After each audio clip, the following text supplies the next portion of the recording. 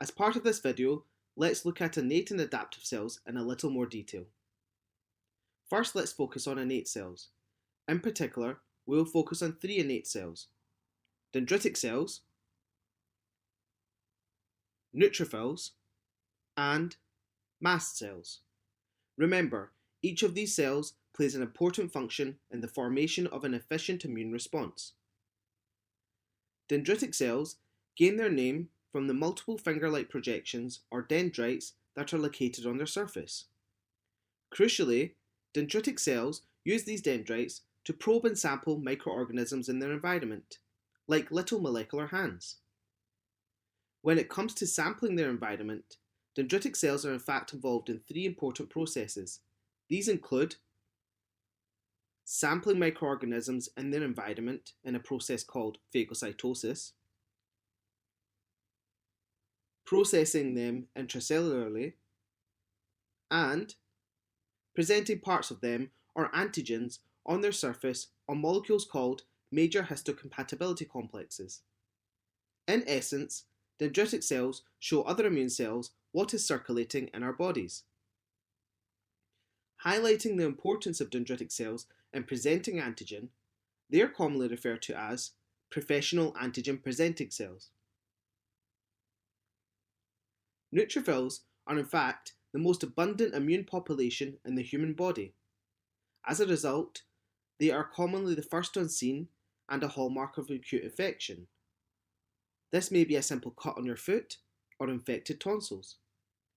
So how do neutrophils contribute to the immune response? The first way neutrophils do this is via the production of inflammatory mediators called cytokines. Secreted into the extracellular environment, these cytokines activate additional immune cells, therefore amplifying the immune response.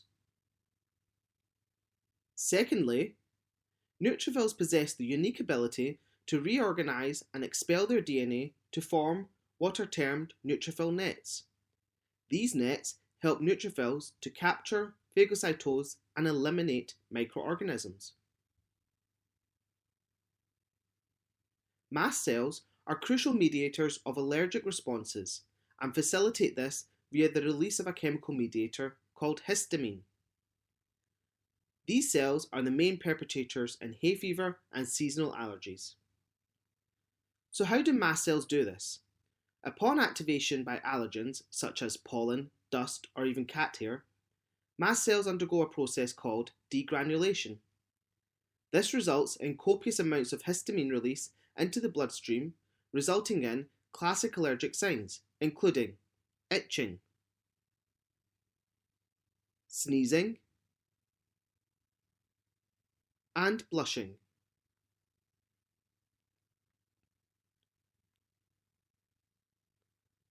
As well as innate cells, adaptive cells are fundamental in the formation of an immune response.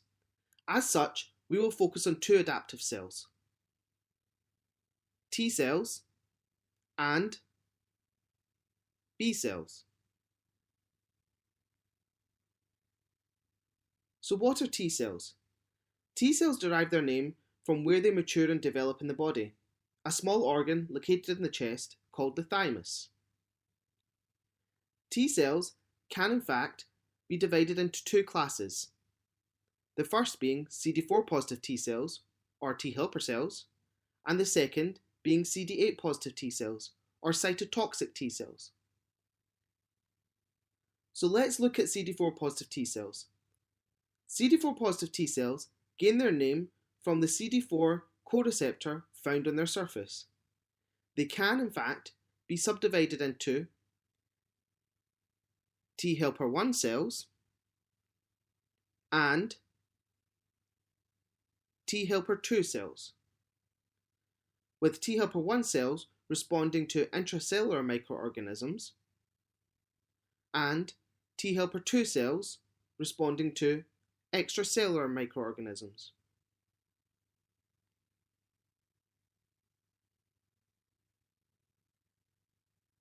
So how do CD4 positive T cells, be it T helper 1 cells or T helper 2 cells, contribute to the immune response?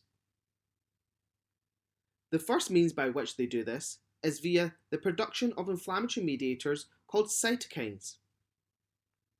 As with innate cells, these cytokines recruit other immune cells.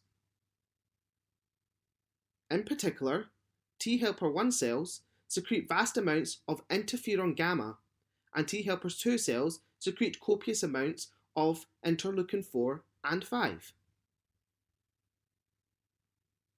The second way in which CD4 positive T cells contribute to the immune response is by helping other cells, hence their name, T helper cells. In particular, CD4 positive T cells help B cells in the production of antibodies. In addition to CD4 positive T cells, CD8 positive T cells comprise another important T cell population. Called CD8 positive T cells by virtue of CD8 co-receptor expression, these cells are important in killing cells infected with viruses. So how do CD8 positive T cells kill virus-infected cells? Well, on recognition of an infected cell, CD8 positive T cells secrete large amounts of two enzymes called perforin and granzyme B. These enzymes cause infected cells to die via apoptosis, therefore preventing further infection. Along with T cells, B cells also comprise an important aspect of adaptive immunity.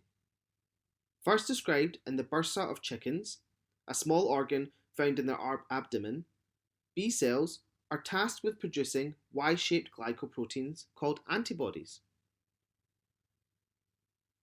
Under the influence of T helper cells, B cells expand and differentiate. As part of this, they produce large amounts of microorganism-specific antibodies. These antibodies circulate in our bodies and attach to their respective microorganisms, therefore highlighting them for clearance by other immune cells.